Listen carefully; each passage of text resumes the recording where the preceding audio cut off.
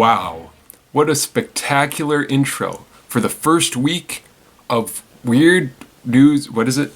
Weird News Report. The first ever Weird News Report. All the news that you won't find on the mainstream news, the cowards. Let's start off with our first story. And that is, of course, about the 533 million Facebook users who were hacked. That's 1 in 15 people on planet Earth that had a Facebook account that was attacked, whatever you want to call it. They had their private data released to a hacking forum. The hack included full names, birth dates, locations, phone numbers, Facebook IDs, bios, and in some instances, email addresses. If you want to check if you've been hacked, you can go to the website Have I Been Pwned. Pwned is spelled P-W-N-E-D. HaveIBeenPwned.com. I checked my info. It turns out I'm one of the people that got their info leaked, so that was fun to deal with. Another person who got their data leaked was Mark Zuckerberg.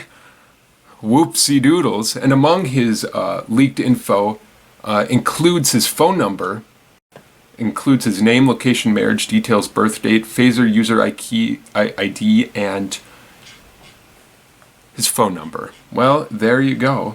And Facebook is now saying that this hack is no big deal because the data was leaked way back in 2019. And only now is it being consolidated into a forum that anybody can look at. So no big deal. And Facebook said that the issue had already been fixed. Facebook also didn't mention how it had been informed of this vulnerability in 2017, 2 years before the data breach, but it's no big deal, yeah. And Facebook also didn't mention how some people who had closed their Facebook accounts long before 2019 had still somehow had their data leaked. That's kind of strange. Could you imagine going back 15 years ago and telling someone that one of the biggest problems that we're facing today is Facebook? Well, moving on. Amazon admits its drivers sometimes have to pee in bottles. Great. So last week, a representative named Mark Pocan had a tweet that was just absolutely slamming Amazon for its treatment of workers. He wrote, paying workers $15 an hour doesn't make you a progressive workplace when you union bust and make workers urinate in water bottles. And Amazon responded, you don't really believe the peeing in bottles thing, do you? If that were true, nobody would work for us. But now Amazon is apologizing for that tweet, admitting that sometimes Amazon drivers do have to pee in bottles, sometimes because they have trouble finding restrooms, especially with the pandemic, closing a lot of public restrooms. This comes at a particularly important time as workers at a Amazon warehouse in Alabama were voting whether or not to unionize. Okay, it says that a successful vote to unionize could give a similar boost and similar efforts in other segments of Amazon's vast workforce. Very interesting. Let's move on. Our next story is about a man named Bill Huang, who is a 57-year-old investor who lost tens of billions of dollars within 2 days. So Bill Huang manages a private investment firm called Arpagos Capital Management, and he had borrowed billions of dollars from Wall Street banks in order to purchase shares of Viacom CBS. He had $20 billion of shares in mid-March in Viacom CBS, meaning he was the largest shareholder in Viacom CBS. Okay, so going pretty good for Bill Huang. Until late March, shares of Viacom CBS fell, and the lenders demanded their money, and the investment firm couldn't pay, so all of its assets were seized and sold off, leading to one of the biggest implosions of an investment firm since the 2008 financial crisis. Wow. So essentially, Bill Huang took billions of dollars that he had borrowed and then gambled with it and then lost. I don't think you should feel too bad for him. And he probably still has, millions of dollars. So, great. So here's an interesting article. Young couple mistakenly vandalizes $440,000 painting in South Korea. So, seems outrageous. Just wait, it gets weirder. So, the art piece was done by an American graffiti artist. It was done in 2016, and when the artist was done with his painting, they had left all of the tools that he had used to paint the painting, the graffiti, at the bottom of the wall. And it was just left there. So there was paintbrushes and paint bottles left at the bottom of this wall. So the couple had assumed that it was like a community, like kind of art piece where people could do their own strokes. Because why else would there be bottles of paint and paintbrushes just scattered along the base of the painting? It's so strange. Here is the picture of the vandalized art piece. Can you point out the vandalism? Well, here it is. It's these three strokes right here. Did you get it right? I know that's a kind of a fun game. Spot the vandalism on this abstract painting. You can't even tell is the point. Like, it's hard to even tell that there's vandalism. And this vandalism has attracted a lot of attention to this painting. Okay, I'm just going to say something. How is this painting $440,000 when it's hard to tell that it's been vandalized? That's all I'm going to say. I guess I just don't understand art. Oh, here's an interesting article. Giant water monitor lizard wanders into 7-Eleven, climbs shelves. So this happened in Thailand. Thailand. I might as well just show the picture, the video. Oh, there he goes, climbing the shelves. Very rude, knocking over a whole bunch of stuff. But look at that climbing ability. That is a big lizard. Okay, well, there you go. I really have nothing else to say about this. Watch out for lizards. So our next story, police body on I-83 overpass was actually a sex doll. Can I just say that this is like the fourth time in 3 months that I've had a story very similar to this that I've covered, where someone has mistaken a human-like object for a dead body. I guess it just happens a lot. I don't know. If you're gonna find, if this is gonna happen, I'm gonna cover it because it's hilarious.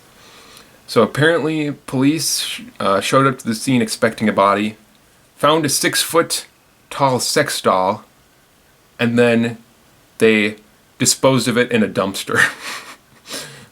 Okay.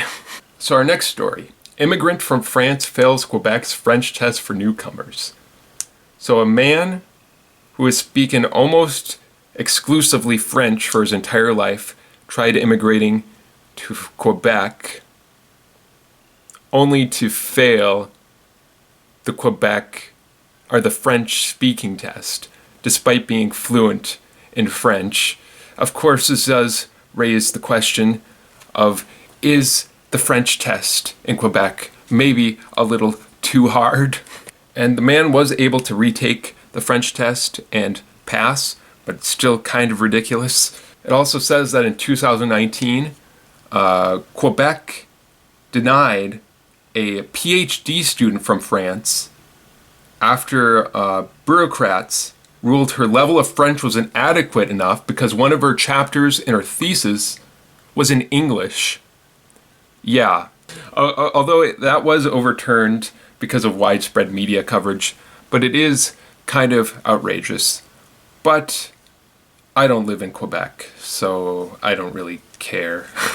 Canadian boys 1.02-inch baby tooth declared a world record. Gross. the longest milk tooth ever extracted. It looks super gross. The boy's father said, and I quote, "It was a bit disturbing at first to think that was in someone's mouth." I wonder if any other of his teeth are that long, or if it's just that one. I wouldn't be able to tell you. So our next story is a similarly gross sort of world record.